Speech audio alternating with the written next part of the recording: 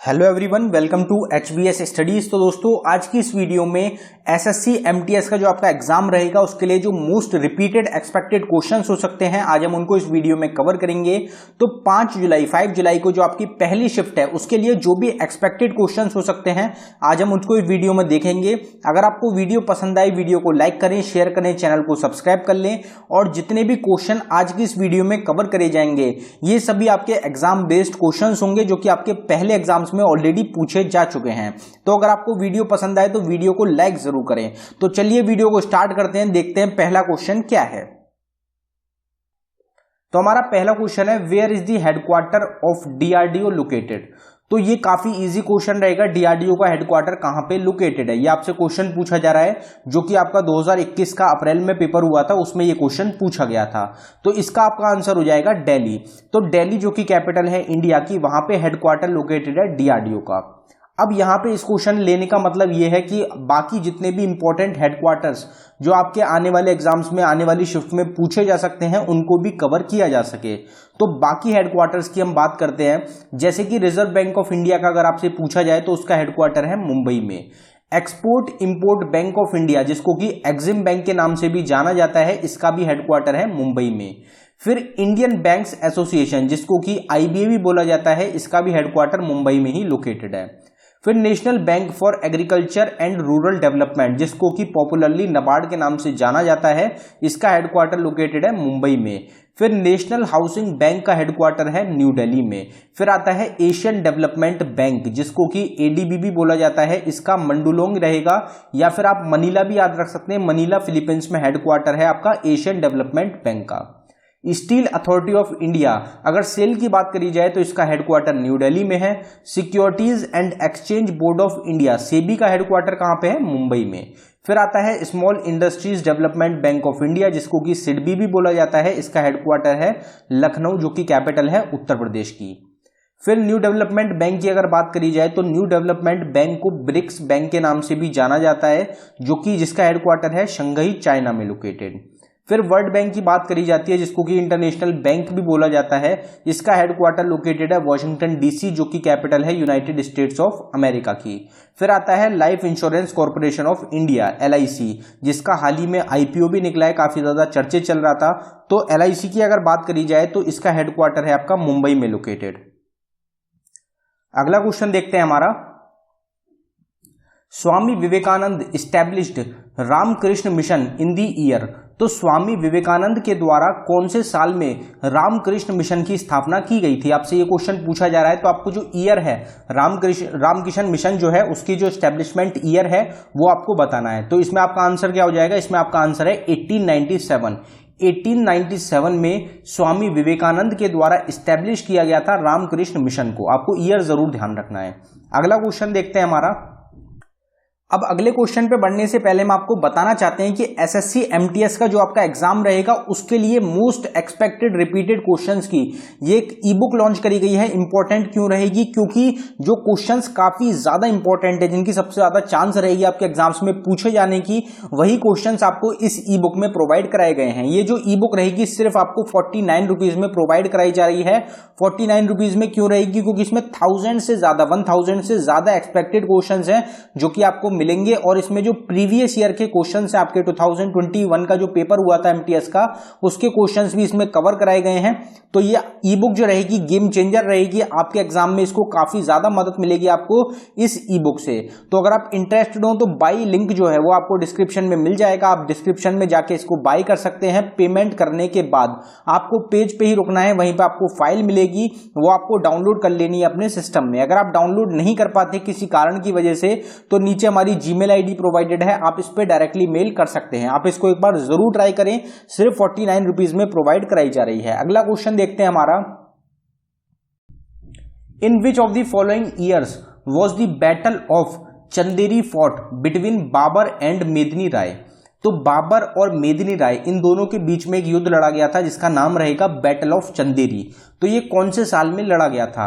अब आप सबको पता होगा कि 4 युद्ध बाबर के द्वारा लड़े गए थे। कौन कौन से ईयर में लड़े गए थे, 1526, 1526, 1527, 1528 और 1529। 1530 में डेथ हो गई थी बाबर की।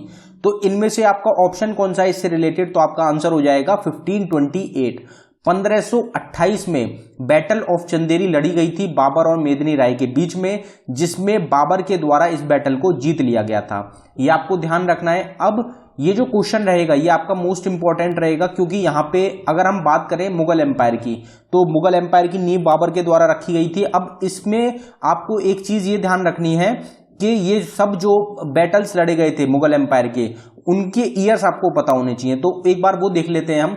तो मुगल एम्पायर की अगर बात करी जाए तो 1526 से लेके 1857 तक मुगल एम्पायर का टाइम आता है, जिसमें सबसे पहली जो बैटल लड़ी गई थी, फर्स्ट बैटल ऑफ पानीपत लड़ी गई थी 1526 में। बाबर ने इब्राहिम लोदी को हरा दिया था और इस्टेब्लिश करा था मुगल एम्पायर को, और ये एग्जाम्स में काफी ज्यादा पूछी जाती है, तो आपको ईयर याद रखना है 1526। फिर दूसरी बैटल लड़ी गई थी बाबर के द्वारा बैटल ऑफ खनवा 1527 में, जिसमें कि बाबर ने राणा सुंगा को हरा दिया था, जो कि मेवाड़ के रहेंगे, और उनके अलाइज को, इन सबको हरा दिया गया था बाबर के द्वारा। ये दूसरी बैटल थी बाबर के द्वारा जो लड़ी गई थी। फिर तीसरी हमने अभी क्वेश्चन में ही कवर करी। फिर चौथी आती है बैटल ऑफ घाघरा, जो कि 1529 में लड़ी गई थी, जिसमें बाबर ने जॉइंट फोर्सेस थी अफगान की और सुल्तान ऑफ बंगाल की, इनको हरा दिया था। फिर 1530 में डेथ हो गई थी बाबर की। फिर उसके बाद बैटल ऑफ चौसा आता है। Battle of Chausa most important रहती है, 1539 में लड़ी गई थी, जिसमें शेरशाह सूरी ने हुमायूं को हरा दिया था। फिर second battle of Panipat. Panipat की 3 बैटल होती है आपकी, फर्स्ट बैटल, सेकंड बैटल और थर्ड बैटल। तो सेकंड बैटल जो लड़ी गई थी 1556 में लड़ी गई थी, जिसमें अकबर ने हरा दिया था हिंदू किंग हेमू को। फिर बैटल ऑफ हल्दीघाटी अगर आपसे पूछी जाए तो 1576 में लड़ी गई थी, जिसका कोई डिसीजन नहीं निकला था। ये लड़ी गई थी आपका राजा मानसिंह ऑफ मुगल एम्पायर और राणा प्रताप ऑफ मेवाड़, इन दोनों के बीच में इस बैटल को लड़ा गया था। फिर बैटल ऑफ समुघर जो लड़ी गई थी, ये लड़ी गई थी आपकी 1658 में। औरंगजेब और मुराद बख्श ने हरा दिया था दारा सिकोहा को। इसमें औरंगजेब और मुराद बख्श जो थे ये एक तरफ से लड़े थे।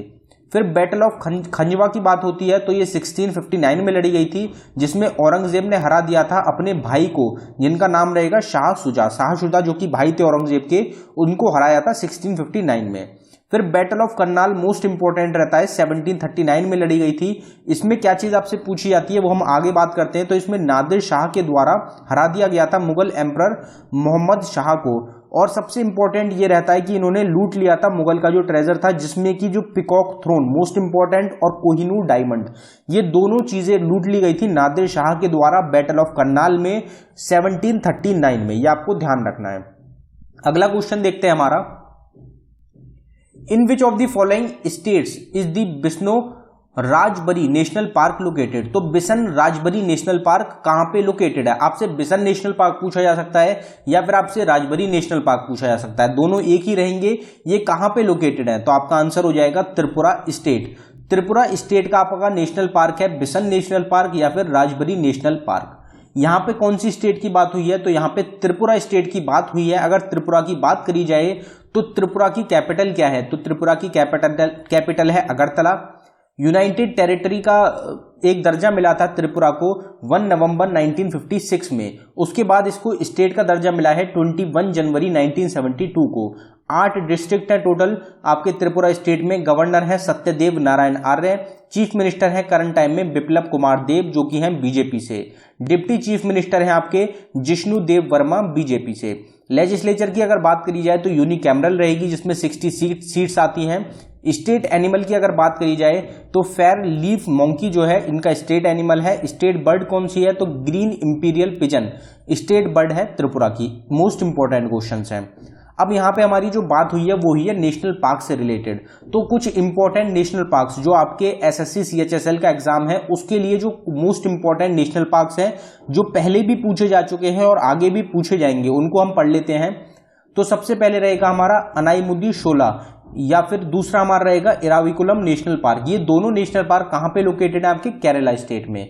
अंशी national park, Bannerghatta national park, Bandipur national park, ये तीनों नेशनल पार्क हैं आपके कर्नाटका स्टेट में। फिर आता है बालपक्रम नेशनल पार्क, कहां पे है? मेघालय स्टेट में। फिर बंधवगढ़ नेशनल पार्क आपका लोकेटेड है मध्य प्रदेश स्टेट में। बेटला नेशनल पार्क है आपका झारखंड में। भितरकनिका नेशनल पार्क लोकेटेड है आपका उड़ीसा स्टेट में। ब्लैक बक नेशनल पार्क, गिर फॉरेस्ट नेशनल पार्क, ये दोनों लोकेटेड है आपके गुजरात स्टेट में। कैंपबेल बे नेशनल पार्क और गलाथिया नेशनल पार्क, ये दोनों आपके लोकेटेड है अंडमान एंड निकोबार आइलैंड पे। अगर आपसे Chandoli national park, Gugamal national park पूछा जाए तो ये आपका है महाराष्ट्र स्टेट में। डचिगम नेशनल पार्क आपका जम्मू कश्मीर में लोकेटेड है, मोस्ट इंपॉर्टेंट रहेगा। यहां पे एक मोस्ट इंपॉर्टेंट क्वेश्चन ये भी रहेगा कि इंडिया का सबसे बड़ा नेशनल पार्क कौन सा है, तो वो है आपका हेमिस नेशनल पार्क। फिर हेमिस नेशनल पार्क कहां पे लोकेटेड है, तो वो आपका हो जाएगा यूनियन टेरिटरी में, कौन सी, लद्दाख। लद्दाख में लोकेटेड है आपका हेमिस नेशनल पार्क। अगला आता है आपका दिब्रू सखोवा नेशनल पार्क, जो कि अभी हाल ही में ऐड किया गया था। फिर देहिंग पटनई नेशनल पार्क और रमोना नेशनल पार्क, ये तीनों मोस्ट इंपॉर्टेंट नेशनल पार्क्स हैं, तीनों लोकेटेड है आसाम स्टेट में। फिर दुधवा नेशनल पार्क इकलौता नेशनल पार्क है उत्तर प्रदेश स्टेट का, जो कि इंडिया की सबसे ज्यादा पॉपुलेटेड स्टेट रहेगी। फिर गोरुमरा नेशनल पार्क और जल्दापरा नेशनल पार्क, ये लोकेटेड है दोनों आपके वेस्ट बंगाल स्टेट में। तो ये कुछ नेशनल पार्क्स हैं जो आपको ध्यान रखने हैं। टोटल इंडिया के अंदर 106 नेशनल पार्क्स हैं, उसकी सेपरेट वीडियो चैनल पे ऑलरेडी प्रोवाइड कराई जा चुकी है, आप उसको देख सकते हैं, उसमें आपको सारे नेशनल पार्क्स कवर कराए जा चुके हैं। अगला क्वेश्चन देखते हैं हमारा, with which of the following sports is Ranji trophy associated. तो रणजी ट्रॉफी जो रहेगी ये आपके कौन से स्पोर्ट्स से रिलेटेड है, तो आपका आंसर हो जाएगा क्रिकेट। तो क्रिकेट जो गेम रहेगा उससे रिलेटेड है आपकी रणजी ट्रॉफी। रणजी ट्रॉफी काफी फेमस एक स्पोर्ट है इंडिया का, जो कि डिस्ट्रिक्ट लेवल पे आपका नेशनल लेवल पे खेला जाता है। तो ये क्रिकेट से रिलेटेड रहता है, जिसमें कि काफी बड़े बड़े आपके इंडियन क्रिकेटर्स भी रहेंगे जिनके द्वारा इनमें मैच खेले गए हैं, मोस्ट इंपॉर्टेंट रहता है। अब यहाँ पे ट्रॉफीज से रिलेटेड बात करी गई है, तो कुछ ट्रॉफीज और कप्स रिलेटेड टू स्पोर्ट्स देख लेते हैं हम, मोस्ट इंपॉर्टेंट जो रहते हैं। तो डेविस कप किससे रिलेटेड होता है, तो टेनिस का टूर्नामेंट होता है, पुरुषों का, मेंस का। फिर लॉर्ड डर्बी कप जो होता है ये रग्बी से रिलेटेड होता है। Holkar trophy most important bridge से रिलेटेड होती है। ये क्वेश्चन आपका CHSL में ऑलरेडी पूछा जा चुका है 2 से 3 बार। फिर मर्डेका कप आपका होता है फुटबॉल से रिलेटेड, एक एशियन कप रहता है। राइडर कप जो होता है ये गोल्फ से रिलेटेड होता है, ये भी पुरुषों का गेम होता है, मेंस का गेम होता है। सुल्तान अजलन शाह कप जो होता है ये फील्ड हॉकी से रिलेटेड होता है, ये भी मेन का होता है। आपसे इसकी कंट्री भी पूछी जाती है कि सुल्तान अजलन शाह कप जो होता है ये कौन सी कंट्री रहेगी जो कि ऑर्गेनाइज कराती है। तो इस क्वेश्चन का आंसर आपको कमेंट बॉक्स में टाइप करके बताना है, क्योंकि ये क्वेश्चन हम काफी बार अपने चैनल पे ऑलरेडी कवर कर चुके हैं। फिर आता है थॉमस कप जो कि बैडमिंटन से रिलेटेड है, ये भी मेन का कप रहेगा। फिर आता है ऊबर कप, ये बैडमिंटन से रिलेटेड है, ये महिलाओं का एक कप रहता है। फिर वॉल्कर कप की अगर बात करी जाए तो ये गोल्फ से रिलेटेड है। विलियम जॉन्स कप जो होता है ये बास्केटबॉल से रिलेटेड रहेगा। विंबलडन ट्रॉफी जो कि स्लैम टूर्नामेंट्स में गिना जाता है, ये आपका टेनिस का एक टूर्नामेंट रहता है। विच of the following is an extension of a temporary file. तो टेम्परेरी फाइल आप नाम से ही आप आंसर जो है वो करेक्ट कर सकते हैं कि टेम्परेरी फाइल जो होती है उसका एक्सटेंशन जो है, उसका विस्तार जो है, इनमें से कौन सा है। तो आपका आंसर हो जाएगा .tmp। तो TMP शॉर्ट फॉर्म ही आप मान सकते हैं टेम्परेरी की, तो .tmp आपका करेक्ट आंसर हो जाएगा। Birdie, eagle and albatross are all terms used in. तो बार्डी, ईगल और एल्बाट्रोस ये तीन जो टर्म्स होती है ये किस चीज में यूज करी जाती है, कौन सा स्पोर्ट रहेगा जिनमें इन तीनों शब्द का यूज किया जाता है। तो आपका आंसर हो जाएगा गोल्फ। तो गोल्फ जो गेम होता है वो आपका उसमें 3 टर्म्स यूज किए जाते हैं जो कि रहेंगे बार्डी, ईगल और एल्बाट्रोस। ये तीनों टर्म्स आपके गोल्फ जो टूर्नामेंट होता है, जो गोल्फ स्पोर्ट्स होता है, उससे रिलेटेड आपका होता है। विच of the following planets has the most number of moons. तो सबसे ज्यादा जो मून्स होते हैं वो कौन से प्लैनेट के पास हैं, कौन से प्लैनेट में सबसे ज्यादा मून्स हैं। तो आपका आंसर हो जाएगा सैटर्न। सैटर्न जो एक प्लैनेट है आपका, उसमें सबसे ज्यादा जो मून है वो रहेंगे, सबसे नंबर जो ज्यादा है मून का वो है आपका सैटर्न में। Which of the following festivals of Tamil Nadu is dedicated to lord Murugan. तो कौन सा फेस्टिवल है तमिलनाडु का जो कि डेडिकेटेड है लॉर्ड मुरुगन को। तो आपका आंसर हो जाएगा थाई पोसम। थाई पोसम जो है एक फेस्टिवल रहेगा आपका, तमिलनाडु स्टेट से रिलेटेड है और ये डेडिकेटेड होता है लॉर्ड मुरुगन को। तो डेडिकेटेड जो होते हैं, जो आपके फेस्टिवल्स किसको डेडिकेटेड है, ये क्वेश्चंस भी आपसे एग्जाम्स में काफी ज्यादा पूछे जाते हैं, तो ये भी आपको ध्यान रखने हैं। विच of the following is not an open source operating system. तो इनमें से कौन सा एक ओपन सोर्स ऑपरेटिंग सिस्टम नहीं है। तो आपका आंसर हो जाएगा विंडोज। विंडोज एक ऑपरेटिंग सिस्टम थोड़ी होता है, तो ये जो है ओपन सोर्स ऑपरेटिंग सिस्टम नहीं है। बाकी तीनों जो है आपके ओपन सोर्स हैं, तो आपको ये ध्यान रखना है ओपन सोर्स आपका इनमें से कौन सा नहीं है। तो विंडोज आपका ओपन सोर्स नहीं है। Champaran Satyagraha was launched in which of the following year. तो चंपारण सत्याग्रह महात्मा गांधी का पहला सत्याग्रह था जो कि इंडिया में उनके द्वारा लॉन्च किया गया था। तो 1915 में, आपको ध्यान होगा 1915 में 9 जनवरी 1915 को महात्मा गांधी साउथ अफ्रीका से इंडिया वापस आए थे। तो 1915 के बाद महात्मा गांधी के द्वारा कौन सा एक आपका सत्याग्रह रहेगा जो कि लॉन्च किया गया था। तो 1915 के अराउंड आपका कौन सा ऑप्शन है, 1917। 2 साल बाद, 1915 के 2 साल बाद 1917 में महात्मा गांधी ने लॉन्च किया था चंपारण सत्याग्रह को। What kind of soil is most suitable for growing cashew nut?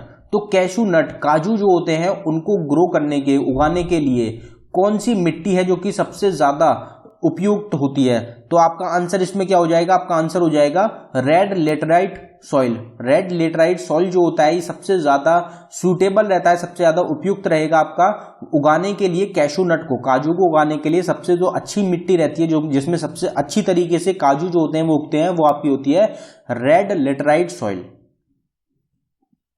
Who among the following is the first female chief justice of Telangana? तो ये आपका 2021 के अराउंड का करंट अफेयर का क्वेश्चन रहेगा। अभी हो सकता है आपके एग्जाम में नहीं पूछा जाए, लेकिन इससे रिलेटेड हम जो अपॉइंटमेंट है उसको पूरा कवर करेंगे। तो आपका अगर क्वेश्चन पूछा जाए, ये आपका पिछला जो 2021 का CHSL का एग्जाम हुआ था उसमें पूछा गया था। तो पहली फीमेल चीफ जस्टिस कौन है तेलंगाना की? तो आपका आंसर हो जाएगा हीमा कोहली। हीमा कोहली पहली महिला चीफ जस्टिस बनी थी तेलंगाना स्टेट की। तेलंगाना को आंध्र प्रदेश से 2014 में अलग कर दिया गया था, उसके बाद पहली महिला चीफ जस्टिस बनी है आपकी हीमा कोहली। अब यहां पे हम अपॉइंटमेंट की बात करेंगे जनवरी से लेके अप्रैल 2022 की, जो कि मोस्ट इंपॉर्टेंट रहेगी एग्जाम्स के लिए। तो इसरो के नए चीफ चुने गए हैं S Somnath. Most important question exams के लिए। अभी तक के सिवान थे, के सिवान के द्वारा अब खत्म हो चुका है उनका कार्यकाल। अब एस सोमनाथ के द्वारा इसरो का चीफ का जो पद है वो संभाला जाएगा। फिर आता है शंघाई कॉरपोरेशन ऑर्गेनाइजेशन, इसको SCO के नाम से जाना जाता है। जैंग मिंग जो है इसके हेड चुने गए हैं। पाकिस्तान की पहली वुमेन जज सुप्रीम कोर्ट की कौन रहेंगी? आयशा मलिक। फिर अगर चेयरमैन और CEO पूछे जाए रेल बोर्ड के नए कौन बने हैं? VK Tripathi. Most important question. Indian chief economic advisor कौन है? V Anantha Nageswaran. Prime minister चुना गया है बारबाडोस का मिया अमोर मोटले को। न्यू डेवलपमेंट बैंक के 9th मेंबर के रूप में इजिप्ट को ऐड किया गया है। नए चीफ कौन चुने गए हैं इंडियन आर्मी के? तो वो है मनोज पांडे। पहली वुमेन हेड चुनी गई हैं oil and natural gas corporation की Alka Mittal. UNSC united nation security council में एंटी टेररिज्म कमेटी के चेयरमैन बनाया गया है TS त्रिमूर्ति को। CEO किसको चुना गया है? विस्तारा एयरलाइन का विनोद खन्ना को। मिनिस्ट्री ऑफ स्टील सेक्रेटरी कौन चुने गए हैं? संजय कुमार सिंह। फिर IMF इंटरनेशनल मॉनेटरी फंड की डिप्टी मैनेजिंग डायरेक्टर, पहली डिप्टी मैनेजिंग डायरेक्टर का नया पद बनाया गया है, गीता गोपीनाथ को बनाया गया है। इससे पहले ये क्या थी? तो इससे पहले ये चीफ इकोनॉमिस्ट एडवाइजर थी। चीफ इकोनॉमिस्ट थी आपकी इंटरनेशनल मॉनेटरी फंड की।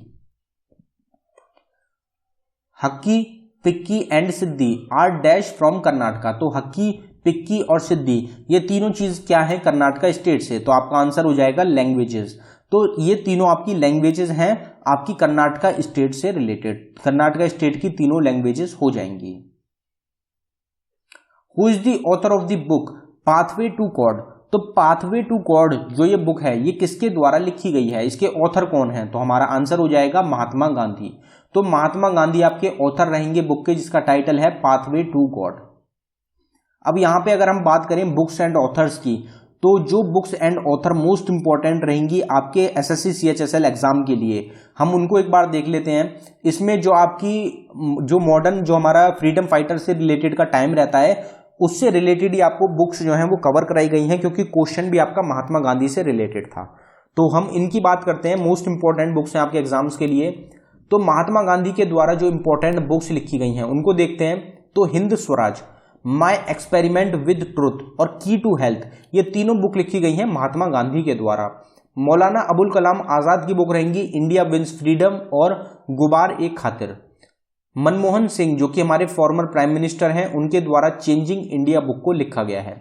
जवाहरलाल नेहरू जो कि पहले प्रधानमंत्री थे इंडिया के, उनके द्वारा डिस्कवरी ऑफ इंडिया बुक को लिखा गया था। और ग्लिम्सेस ऑफ वर्ल्ड हिस्ट्री, ये दोनों बुक हैं जवाहरलाल नेहरू की। प्रणब मुखर्जी की बुक रहेंगी challenges before the nation, saga struggle and sacrifice. Sarojini Naidu की बुक रहेंगी गोल्डन थ्रेशोल्ड, एग्जाम में पूछी जाती है द ब्रोकन विंग्स। और सिंग्स सॉन्ग्स, यहाँ पे सॉन्ग्स होगा, गलत हो गया, सिंग्स नहीं है, सॉन्ग्स ऑफ लाइफ। फिर सुभाष चंद्र बोस की अगर बात करी जाए तो the Indian struggle of 1920 to 1942 और एन इंडियन पिलग्रिम, ये दोनों बुक हैं सुभाष चंद्र बोस की। ममता बनर्जी वेस्ट बंगाल की चीफ मिनिस्टर, इनकी बुक रहेगी my unforgettable memoir. APJ Abdul Kalam की बुक रहेगी wings of fire, indomitable spirit और ignited minds. Dadabhai Naoroji grand old man of India की बुक रहेगी poverty and un British rule in India. VD Savarkar की book रहेगी the Indian war of independence 1857। Rajendra Prasad की book रहेगी India divided.